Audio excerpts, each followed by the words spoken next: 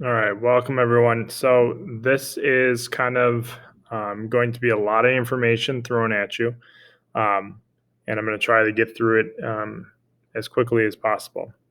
For those of you that are virtual, I've already shown you this picture, but I'm going to go over it again.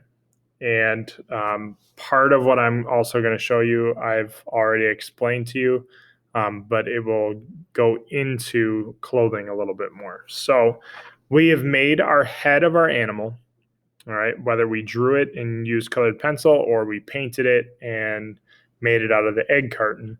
We're doing the same thing when it comes to clothing. All right. So I found this nice image here, which shows that the human head um, is very important as far as how tall you are as a human. Okay. I have heard it in when I was in college as 8 heads tall. This one says that every human is 7.5 heads tall. So it's anywhere in between 7.5 and 8. All right. So you can see that the height from the top of your head to your chin, that's what we call a head length. All right. To your waist, from the top of the head to your waist is right around 3 heads tall, which means that you need to look at your head, and from your chin of your animal to your waist, you need to be able to fill in about 2 heads. And we'll talk about that with sizing. Okay.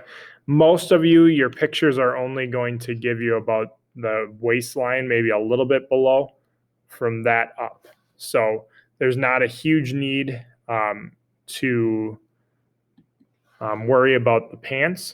But if you're doing a dress, you're going to want to draw the whole thing, and then you'll cut off whatever is cut off in your frame. All right. So I'm going to use this outfit actually, just because it's easy and it's there and you're able to reference it.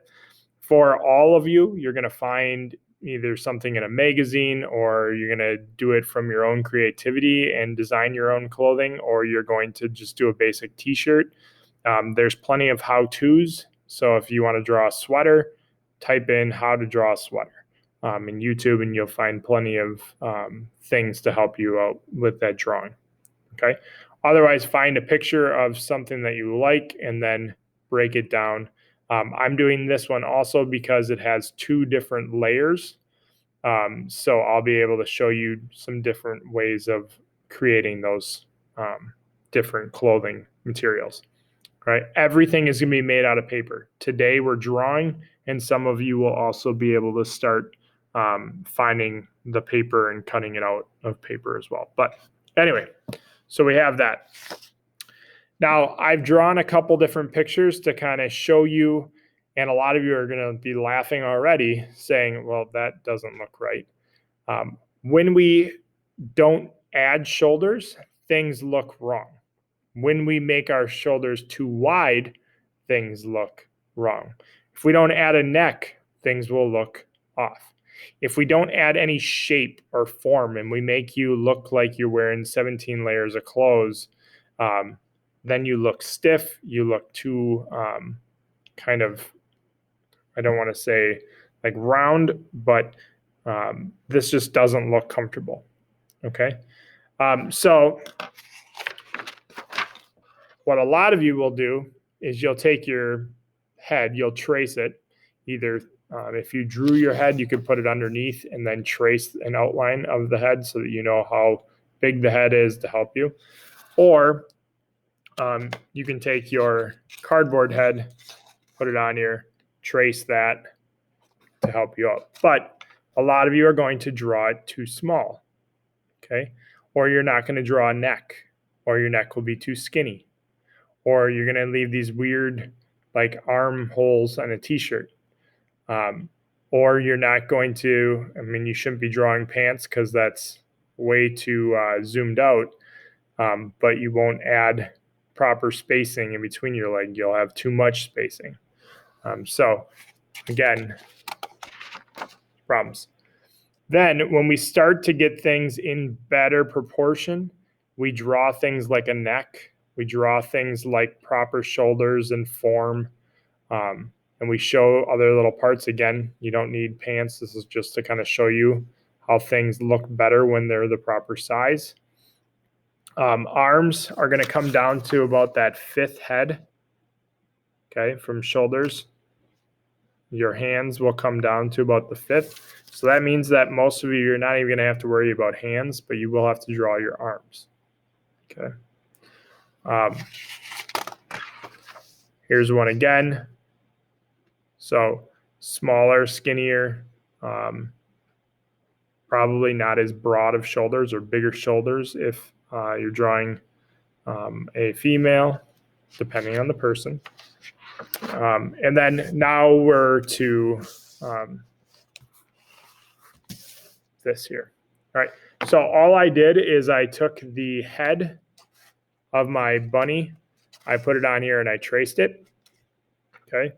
And then I started out by drawing a neck. So I brought the neck down.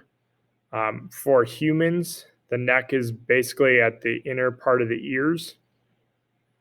Okay. So wider is actually better.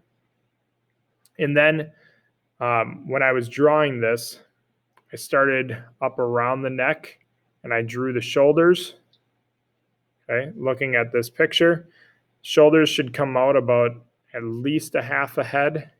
You should be able to fit a whole head on either shoulder, but we don't need to get into that amount of technicality. So then I divide this also into, this is about a head from here to here, and then from here to about here. Okay, again, ears don't match what a head is. So it's top of the head, bottom of the head. Okay. So this is a good sizing, and I could always kind of add a square that has those 2 sections planned out. Okay, so today you're going to practice drawing the clothing that you want. All right. And then in the next video, I'm going to show you how we're going to take this drawing of the clothing. And if I want to, I can draw part of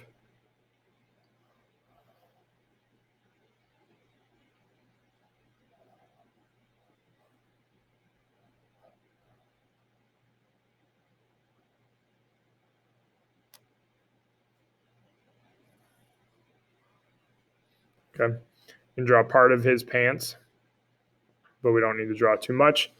And then, like I said, the next video, I'm going to show you how we're taking this drawing and how we're going to use found paper, whether it's this or you could make clothing out of a cinnamon toast or wallpaper or anything that we have, colored paper from home. Okay, anything you have to make it out of paper. So the next video will show that. Good luck.